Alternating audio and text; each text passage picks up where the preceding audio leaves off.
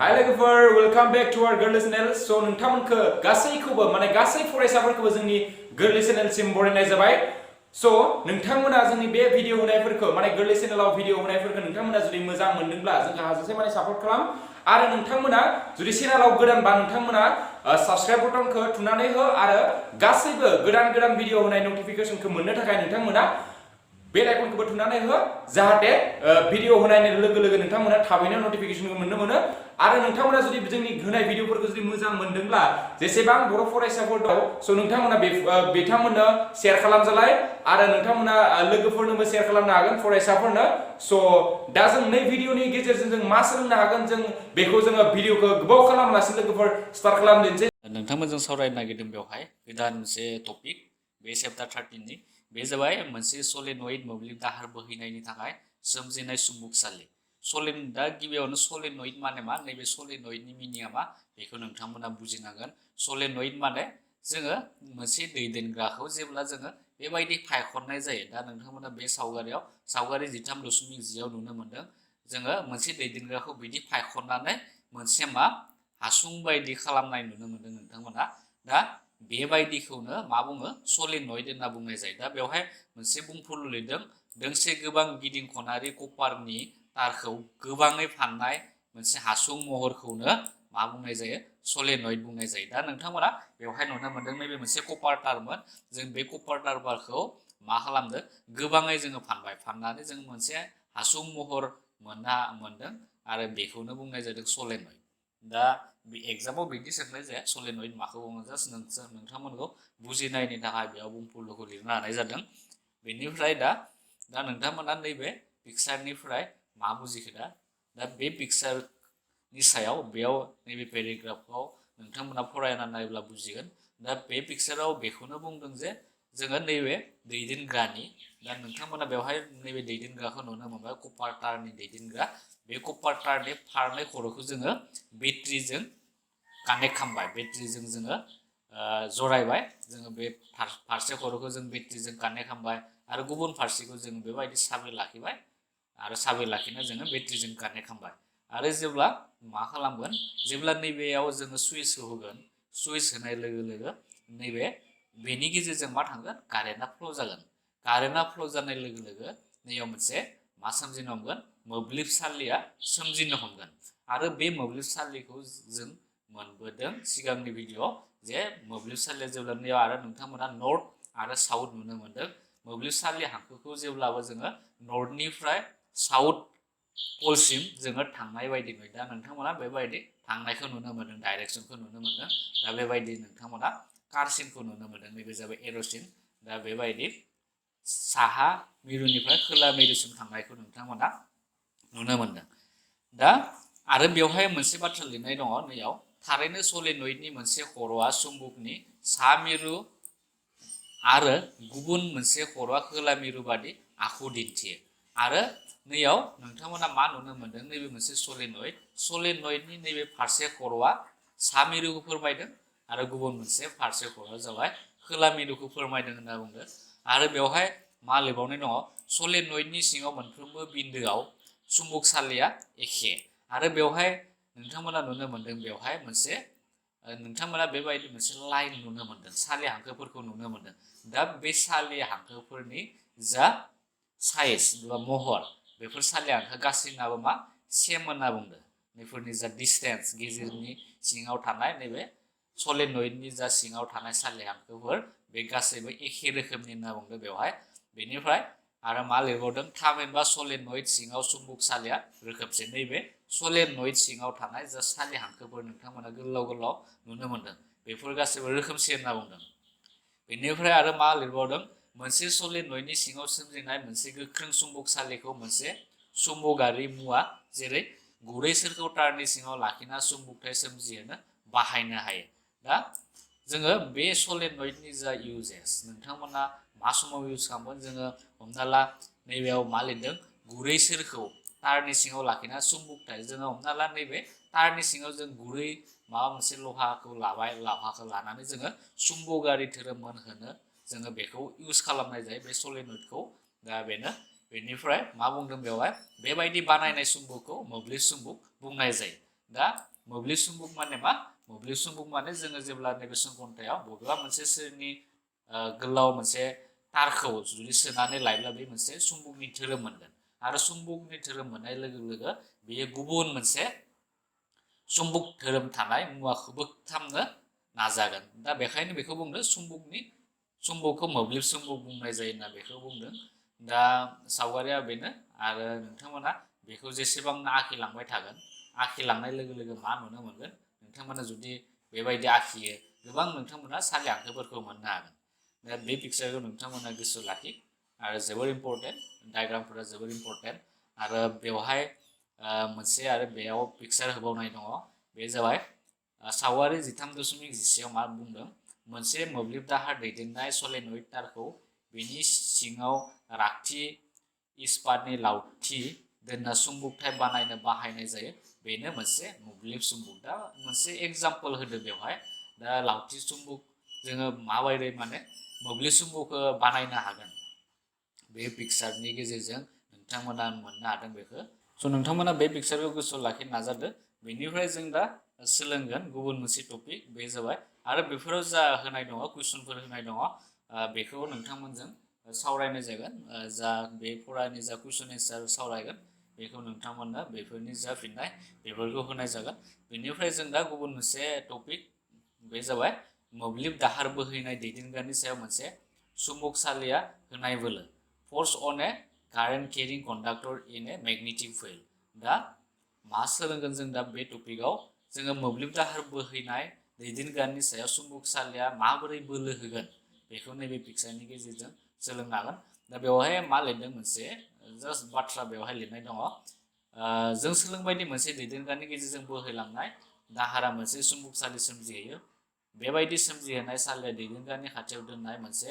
सुम्बुकनि सायाव मोनसे बोलो बाहायो फरायसा बिगियानगिरि आन्द्रे मेरि एम्पियार बोसोन होदोंमोन दि सुम्बुकआबो मोब्लिब दाहार दैदेनलांनाय दैदेनग्रानि सायाव समान आरो उल्था बोलो होयो सुम्बुकनि बेलायाव बिदि एखे जायो होनना बुंदों माने सुम्बुकनि दैदेनग्राया मा समान आरो उल्था बोलो बाहायो होनना बुंदों मोनसे सुम्बुकसालिनि थाखाय मोनसे मोब्लिब दाहार दैदेनलांनाय दैदेनग्रानि सायाव जाथाय खालामनाय बोलोखौ गाहायनि मावफारिनि गेजेरजों खालामना दिन्थिनाय दा बेवहाय मोनसे मावफारि दं बे जाबाय नोंथांमोननि मावफारि 13.7 बेजों एक्सप्लेन खालामदों बे टपिकखौ बेनिफ्राय दा बेवहाय मोनसे पिक्सार नुनो मोनदों नैबे जाबाय मोनसे जोङो बेबायदि दोनग्रा आइजें बेबायदि जोङो मोनसे दोनग्रा आइजें जोङो बेबायदि आलायनो हानाय मोनसे बे आइजें नोंथांमोना जा प्रेक्टिकेल लेब बेफोराव नोंथांमोना बेफोरखौ नुनो हायो बेनिफ्राय जों दा नैयाव नोंथांमोना मोनसे AB नुनो मोनदों बे ABआ जाबाय एलुमिनियाम लावथि ए आरो बि बे गोलावखौ होनना बुंदों मा ए आरो बिआ जाबाय मोनसे एलुमिनियाम लावथि जोङो 5 सेन्टिमिटारसो एलुमिनियाम लावथि लाबाय आरो बे 5 सेन्टिमिटार एलुमिनियाम लावथिनि फारसे खर'खौ जोङो मोनसे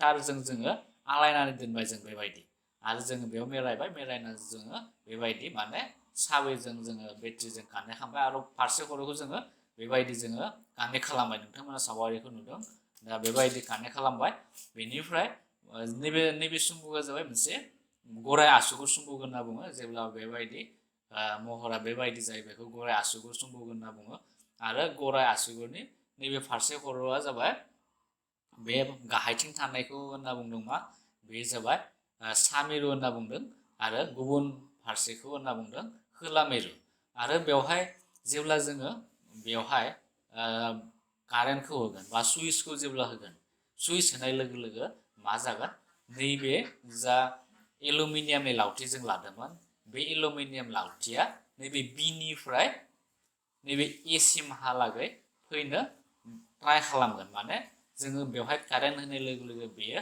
मावनो हमगोन लोरसोर जानो हमगोन दा बेखौ फोरमायदों बे पिक्सारा बेनिफ्राय दोरोदनाय नुगोन नोंथांमोना एलुमिनियाम लावथिखौ दोरोदनाय नुनो मोनगोन आरो जेब्ला बेवहाय मा लिरनाय दङ बेवहाय बाथ्राखौ बेखौनो लिरनाय दङ गोजौनि मावफारिनि लावथिनि दोरोदनाया फोरमान खालामो दि मोब्लिब दाहार दैदेनलांनाय एलुमिनियामनि सायाव मोनसे बोलोआ जाथाय खालामो जेब्ला बेखौ मोनसे सुम्बकसालियाव लाखिनाय जायो बेयो बेखौनो फोरमान खालामो दि जेब्ला दैदेनग्रानि गेजेरजों थांनाय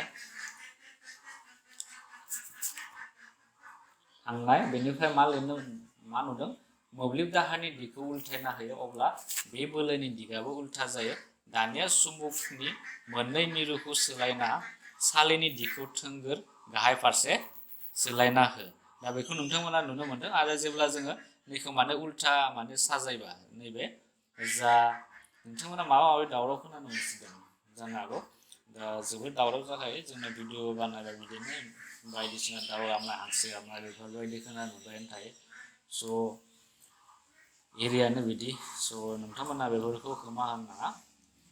बेनिफ्राय दा बेवहाय नुनो मोनदों मोनसे लावथि चुम्बक आरो जों लावथि चुम्बकखौ दा बे नर्थखौ जोङो साथिं लांबाय आरो नैखौ जोङो माने खोलाखौ जोङो जुदि सिंथिं लाबोब्ला नैबेनि जा डाइरेक्सन बेवहाय लावथि चुम्बकखौ नुनो मोनदों। लावथि चुम्बकनि जा डाइरेक्सन बेखौ मा जागोन उल्था जागोन।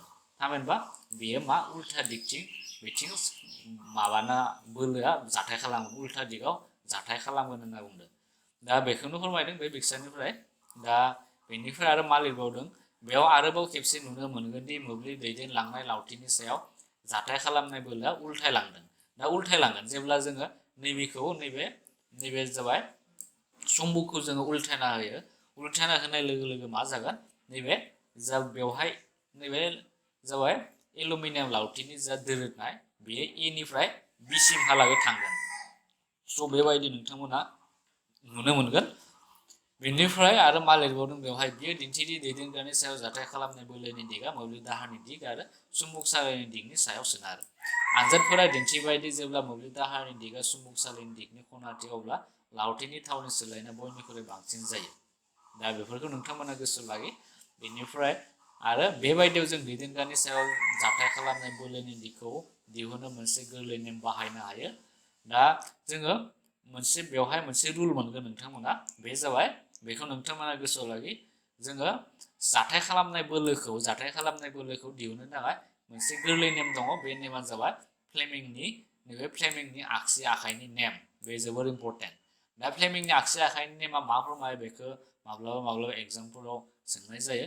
दा नोंथांमोना बेखौ बेबायदि गावबा गावनि आगसि आखाइखौ लानो हायो। आगसि आखाइनि बे आसि बिमाया मा फोरमायदों आसि बिमाया जाबाय आसि बिमाया बेवहाय नैबे मोब्लिबनि दाहारखौ फोरमायदों। मोब्लिबखौ फोरमायदों आरो बेवहाय आरो जा नैबे जाबाय बे आसिया मा फोरमायदों सालिखौ फोरमायदों आरो नैबे जाबाय बेवहाय मा गेलेखो दा बेखौ एसे फरायना नायसै। बेवहाय मा लिरदों मावफारि 13.9 जों सानना लादोंमोन दि मोब्लिब दाहारनि दिग चुम्बकसालिनि दिगा गावजों गाव थोंगोर आरो जों मोनदोंमोन दि बोलोआ बेफोर मोननैनि सायाव थोंगोर।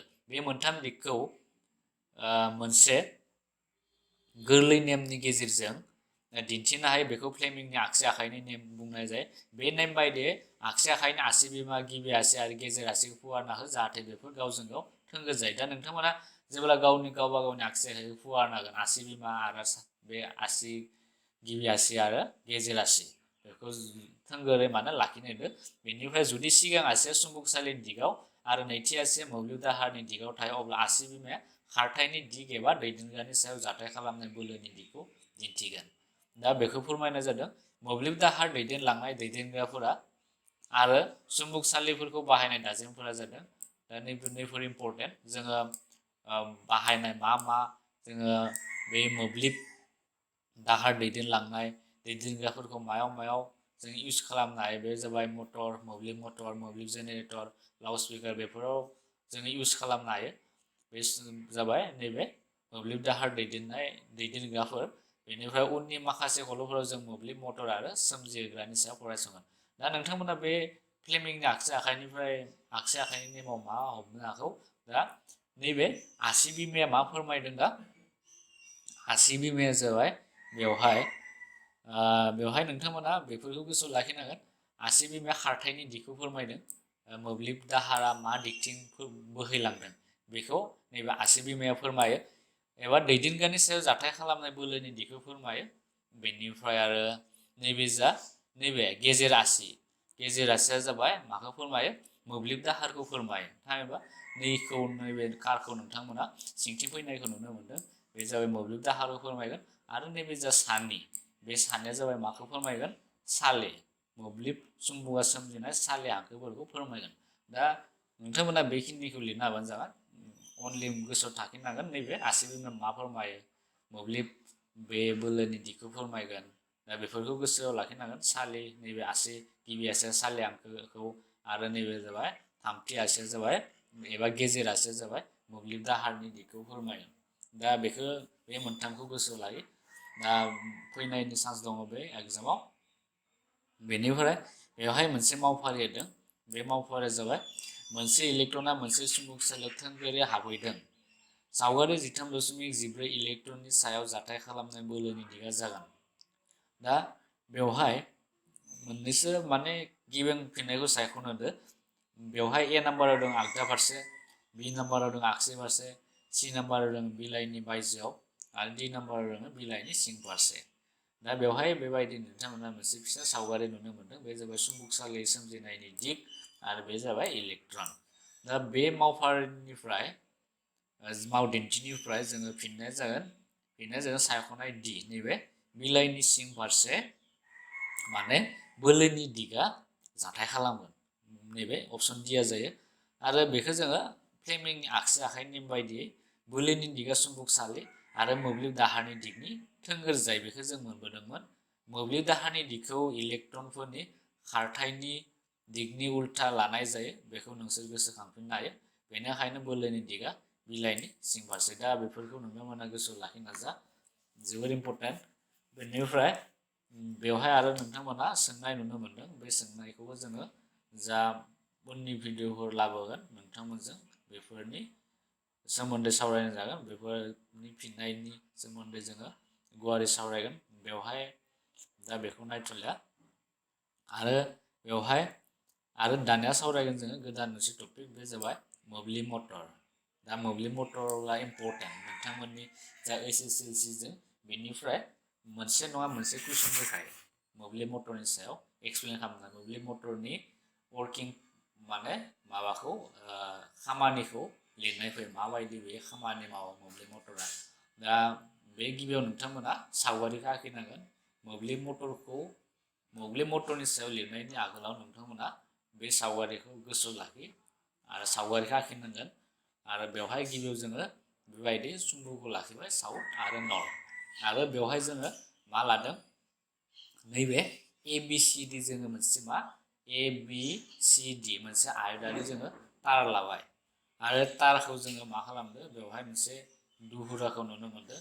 बे दुहुरा माने मोनसे हासुं महरनि मोनसे नुनो मोनदों। आरो बे जाबाय X आरो Y। X आरो Y जाबाय ब्रास। बे ब्रासखौ फोरमायदों।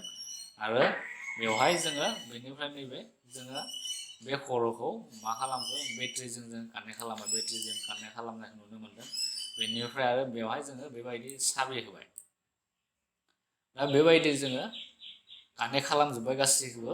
बेनिफ्राय आरो नोंथांमोना बेखौ गोसोआव लाखि बेवहाय मोब्लिब मटरखौ जोङो मायाव इउस खालामो।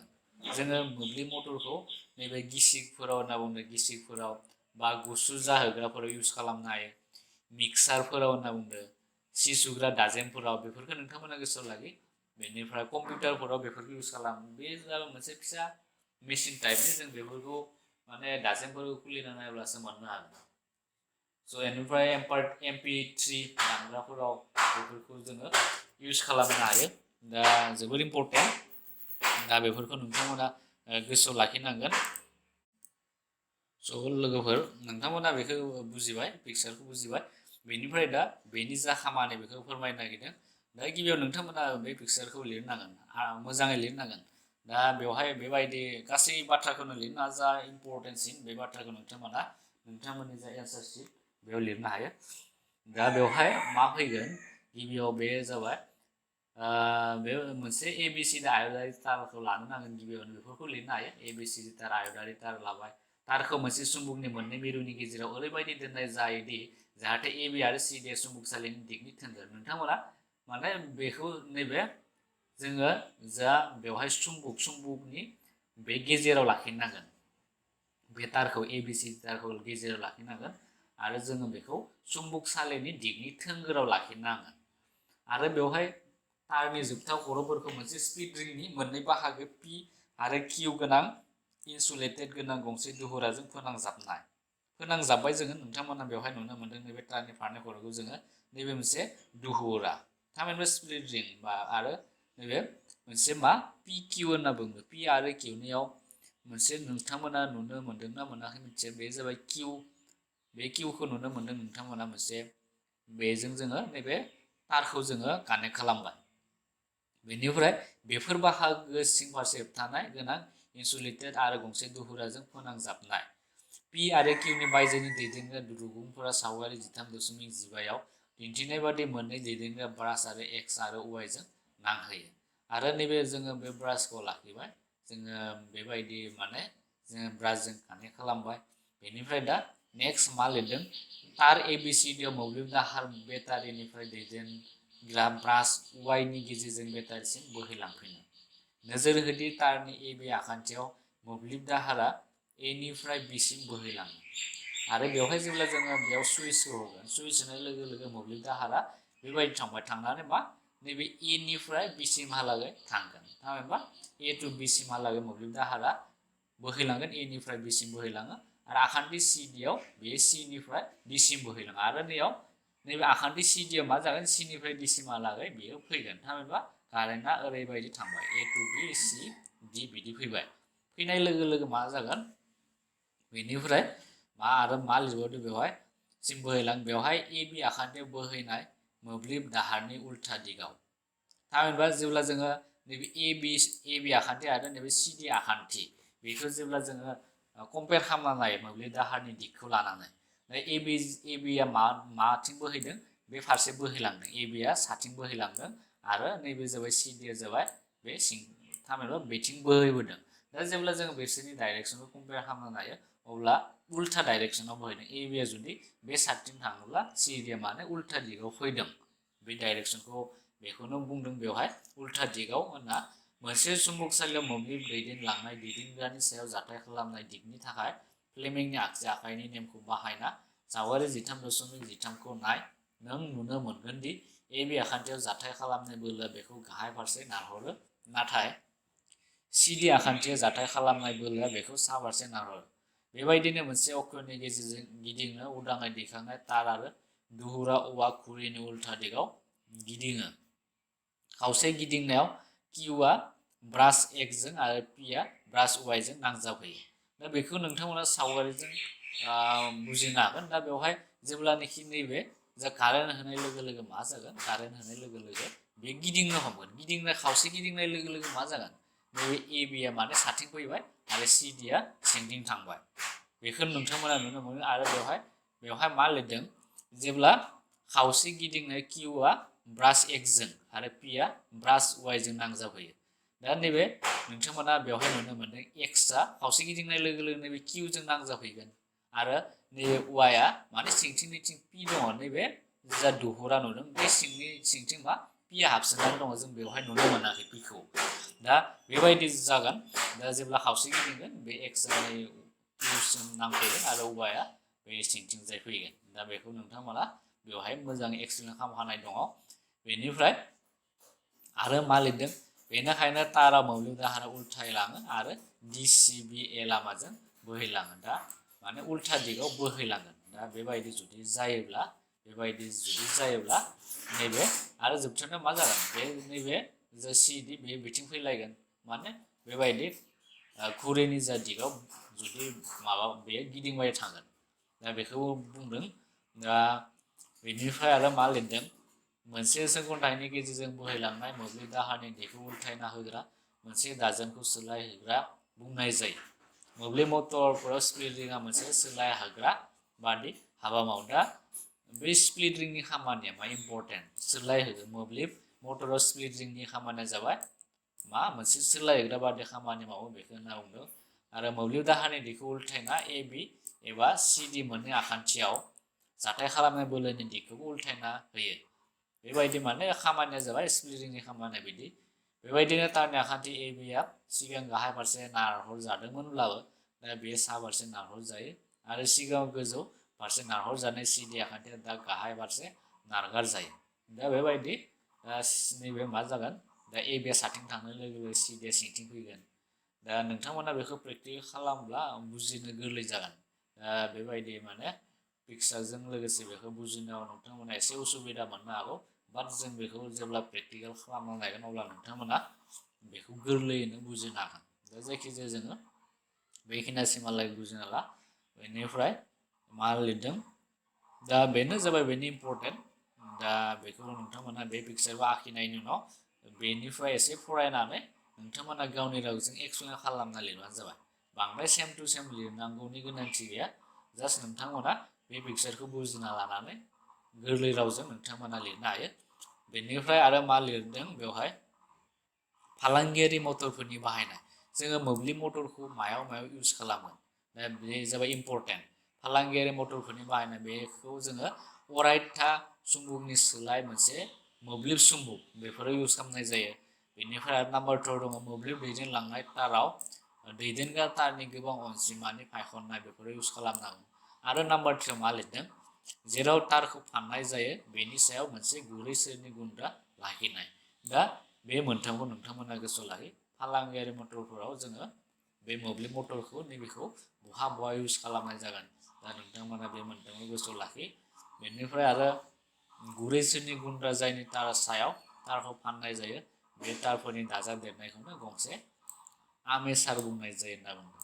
दा आमेसारनि ओंथिया मा, जेब्ला गुरै सारनि गुन्द्रा जायनि तारखौ फाननाय जायो, माने फायखननायखौ होनना बुंदों, बेबायदि फायखननायखौ होनना बुंदों। दा बेबायदि तारनि दाजाबदेरनायखौनो माने आर्मेसार होनना बुंनाय जायो। दा बेफोरबायदि एगजामावथ' फैया आर्मेसारनि ओंथिया मा, बिदि फैथ'आ। दा इम्परटेन्ट कुइसना जाबाय, नोंथांमोना बेखौ गोसोआव लाखिनांगोन, मोब्लिब मटरनि खामानिखौ फोरमायना लिरगोन। बे जागोन 5 मार्कस थागोन। बा बेनिफ्राय बेखौ नोंथांमोना एक्सप्लेन खालामना लिरनो हायो। बेनिफ्राय दा बेवहाय सोंनाय फैदों, फ्लेमिंनि आगसि आखाइनि नेमखौ लिर। बे नेमखौ लिरनो होदों। जों बेखौबो उननि जा फरानि सिङाव थानाय कुइसनफोरनि फिननायखौ होनाय जागोन, बेफोरखौ सावरायनाय जागोन। गंसे मोब्लिब मटरनि खान्थिया मा, खान्थिया बेबायदिनो।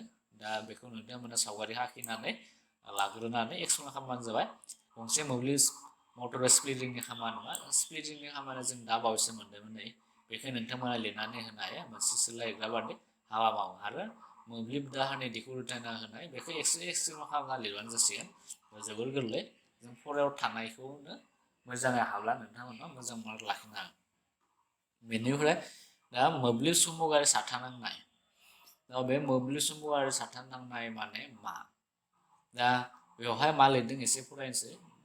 जों सोलोंबोबायदि जेब्ला मोनसे मोब्लिब दाहार दैदेनग्राखौ मोनसे सुम्बुकसालियाव ओरैबायदि दोननाय जायो जाहाथे मोब्लिब दाहारनि दिगा सुम्बुकसालिनि थोंगोर जायो, अब्ला बेयाव मोनसे बोला जाथाय खालामो। बे बोलोखौनो दैदेनग्राखौ गिदिंहोयो। दानिया जों मोनसे आबहावा सानना ला, जेराव मोनसे दैदेनग्राया मोनसे सुम्बुकसालिनि सिङाव गिदिंबाय थायो, एबा मोनसे थि लाखिनाय दैदेनग्रानि गेजेरजों सुम्बुकसालिया सोलायबाय थायो, अब्ला मा जागोन? बेखौ सिगां इंराज बिगियानगिरि माइकेल फेराडेआ आनजाद खालामदोंमोन। 1831 मायथाइयाव फेराडेआ माबोरै मोनसे गिदिंबाय थानाय सुम्बकखौ मोब्लिब दाहार गोसारहोनो थाखाय बाहायनो हायो, बेखौ दिहुनना मोनसे गोनां जाफुंसार खालामदोंमोन। बेनि उनफिथायखौ नोजोर होनो फैयो जों गाहायनि मावफारिखौ खालामदिनि। दा नैबे मावफारिखौ नोंथांमोना फरायबा बेखौ माने मोब्लिबारि साथा नांनायनि सोमोन्दै नोंथांमोना हमनो हागोन।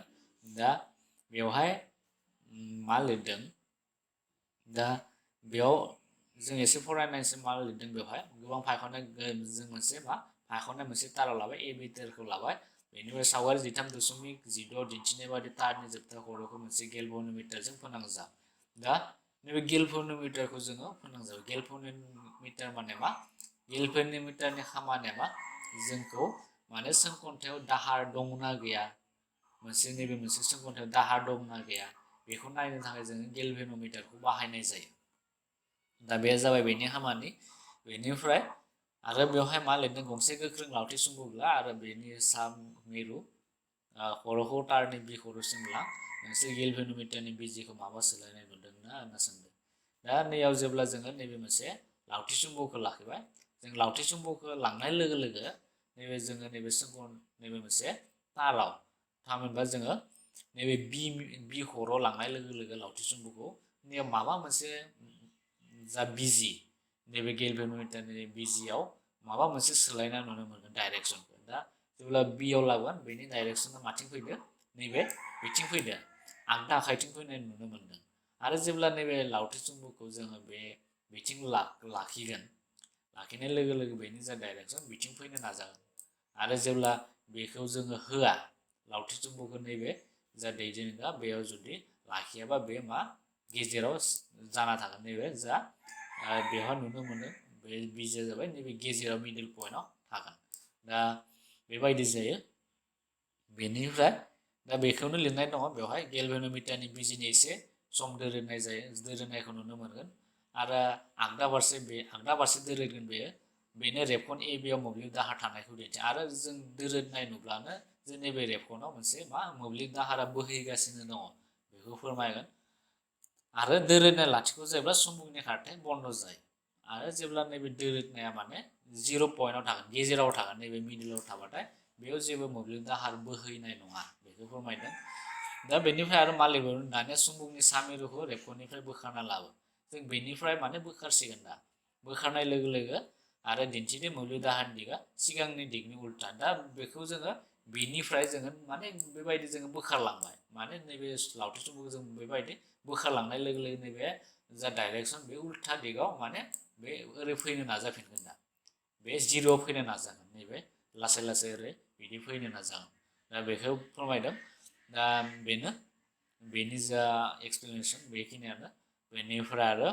बेवहाय बेखौ नोंथांमोना फरायनानै अब्ला बुजिनो हागोन बेनिफ्राय मा लिरदों मोनसे रेबकननि फारसे गंसे जुम्बुखौ दोरोद होनाया रेबकननि सोरखन्थायाव गेलभेन'मिटारनि दाबुनि दोरोदनाया दिन्थिनाय बादियै दाहार सोमजिहोयो दा बिदि आरो बेवहाय मोनसे मा लिरदों बेवहाय गेलभेन'मिटारखौ बुंदों बेवहाय नैबेखौ बेनि सोमोन्दै लिरनाय जादों गंसे गेलभेन'मिटारा जाबाय सोरखन्थायाव थानाय दाहारखौ आनजाद नायग्रा रोखोमसे आगजु बेनि गेजेरजों थांनाय दाहारा लाथिख' जायोब्ला दिन्थिग्राया लाथिख'आव थायो स्केलनि मिरु दाहारनि दिगनि सायाव सोनारनानै बे लाथिख' दागोनि आगसि फारसे एबा आगदा फारसे दोरोदनो हायो दा बे माब्ला आगदा थांगोन माब्ला आगसि थांगोन बे जाबाय दाहारनि सायाव दिपेन्ड खालामो बेयो बेनिफ्राय आरो बेवहाय मा लिरबावदों नों बेखौबो आनजाद नायनो हायोदि नों सुम्बुकनि खोला मिरुखौ रेबकननि बि खर' फारसे थाङोब्ला गेलभेन'मिटारनि दोरोदनाया सिगांनि उल्था जागोन रेबकन आरो सुम्बुक मोननैबो दिदोमै थायोब्ला गेलभेन'मिटाराव दोरोदनाय दिन्थिनाय नङा बे मावफारिनिफ्राय रोखा जायोदि रेबकननि फारसे गंसे सुम्बुकनि खारथाया साथानां थाखाथि फाराग सोमजिहोयो जाय सोरखन्थायाव मोनसे साथानां मोब्लिब दाहार थांहोयो दा नोंथांमोना दा बेखौ बुजिबाय जानांगौ साथा नांनायनि ओंथिया मा दा बेबायदि माब्लाबा सोंनो हानाय साथा नांनायनि ओंथिया मा दा बेखौ नोंथांमोना माबोरै एक्सप्लेन खालामनो हायो आरो नोंथांमोना जास्ट बुजिनायनि थाखाय आं साथा नांनायखौ ओरैबायदि होनो सानदों बा नोंथांमोना साथा नांनायखौ लिरनानैबो लानो हागोन दा रेबकन मोनसेनि गेजेरजों बारलांनाय सुम्बुकारि हांखोनि सोलायहोनानै बेवहाय मोनसे अरायथा नङि मोब्लिब दाहार सोमजिहोनाय जाथायखौनो मोब्लिब सुम्बुकारि साथा नांनाय बुङो दा बेबायदि लिरनानै लानो हागोन नोंथांमोना साथा नांनायनि जा बुंफुरलु बेखौ आरो बेखौ आं नोंथांमोननो होखानाय जागोन बेनि बुंफुरलुखौ उननि भिडिअआव बेनिफ्राय दा जाबाय बेनिफ्राय आरो बेवहाय नोंथांमोना बेबायदि मोनसे पिक्सार नुनो मोनबावदों बेफोर पिक्सारा एसेबां इम्परटेन्ट नङा बेखायनो आं बे पिक्सारखौ बुजायथ'ला बेनिफ्राय आरो बेवहाय फ्लेमिंनि आगदा आखाइनि नेम फ्लेमिंनि आगदा आखाइनि नेमखौ बुंनाय जादों आरो बेवहायबो मोनसे मा लिरनाय दङ बेवहाय साथा नांनायनि बुंफुरलुखौ बे जाबाय मोनसे दैदेनग्रानि सुम्बुक सालेन सोलायनाय मोनसे दैदेनग्रा दाहार साथा नांहोनाय मावखान्थिखौ मोब्लिब सुम्बुकारि साथा नांनाय बुंनाय जायो दा बेखौबो नोंथांमोना लिरनानै होनो हागोन बेनिफ्राय आरो रेबकननि खारथायनि दिगा सुम्बुक सालेन थोंगोर थायोब्ला साथा नांनाय दाहारा गोबांसिन जायो दा बेफोर इम्परटेन्ट बेनिफ्राय फ्लेमिंनि आगदा आखाइनि नेमा मा फोरमायो बेखौ गोसोआव लाखिबानो जाबाय बेनिफ्राय बेवहाय मा फोरमायदों गिबि आसिया सुम्बुकसालि दिग आरो आसिमाया दैदेनग्रानि खारथायनि दिगखौ दिन्थिब्ला गेजेर आसिया साथा नांनायनि दाहारनि दिगखौ दिन्थिगोन दा बेखिनिखौ लिरनो हाबानो जाबाय गिबिनिफ्राय दा नैबे जा आसि बिमा दैदेनग्रानि खारथायखौ फोरमायगोन नैबे जा गिबि आसि बे जाबाय सुम्बुकसालि आरो नैबे जाबाय जा गेजेरनि आसि बे जाबाय दैदेनग्रानि साथा नांनाय दाहारखौ फोरमायगोन दा बेफोरखौ नोंथांमोना गोसोआव लाखिनो नाजा आरो बेखौ मा पेमेन्टनि आगदा आखाइनि नेम बुंनाय जायो बेफोर जोबोर इम्पर्टेन्ट बेनिफ्राय जों दा उननि जा भिडिअ बेवहाय नोंथांमोनजों मोब्लिब दिहुनग्रा आरो जेनेरेटरनि सोमोन्दै सावरायगोन स' नोंथांमोनखौ उननि भिडिअ थाबैनो लोगो मोनगोन स' नोंथांमोना बे भिडिअखौ नायनानै मोजाङै बुजिनो हाबाय आरो बुजिनो मोनाब्ला नोंथांमोना कमेन्टआव सोंहरनो हागोन थेंक इउ स' नोंथांमोना नुनो मोनबाय दे नै भिडिअआ जोंनिया माबोरै जाखो स' नोंथांमोना जुदि भिडिअखौ जुदि मोजां मोनदोंब्ला बा सोलोंनाय बायदि मोनदोंब्ला नोंथांमोना प्लिज जोंनो अननानै नोंथांमोना लाइक बटनखौ थुनानै हो आरो मायबाफोर सोंनो दङब्ला नोंथांमोना कमेन्ट बक्सआव सोंनो हागोन सिम्पलि जों नोंथांमोननि एन्सारखौ सानफ्रोमबो होनो गारनाय थाबैनो होनो गारनाय जों सानफ्रोमबो रेडिखा नोंथांमोना बेबायदिनो जोंनो सोंहरबाय थानो हागोन आरो नोंथाङा जुदि चेनेलाव जुदि गोदानबा जोंखौ सापर्ट खालामोबा नोंथांमोना चेनेलखौ साबस्क्राइब खालामना हो आरो बे नटिफिकेसन बेलखौ थुनानै हो जाहाथे गोदान गोदान भिडिअ होनायखौ नोंथाङा नुनो मोनो स' बे भिडिअनि गेजेरजों जों नोंथांमोननिफ्राय दा बिदाय लानोसै गोदान भिडिअ नोंथांखौ जोङो थाबैनो लोगो मोनफिनगोन होननानै बे भिडिअनिफ्राय बिदाय लानोसै स' गोजोनथों लोगोफोर बाय बाय